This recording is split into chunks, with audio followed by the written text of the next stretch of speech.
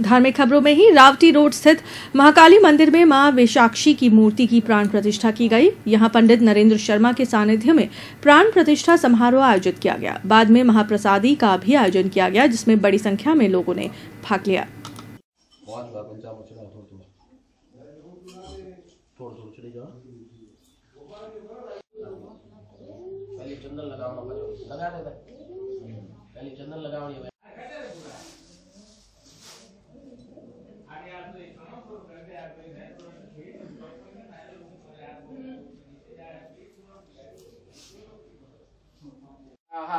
इदं प्रजापतये इदं नमः। ओम इंद्राय स्वाहा इदं इंद्राय नमः। ओम अग्नये स्वाहा इदं अग्नये नमः। ओम सोमाय स्वाहा इदं सोमाय नमः।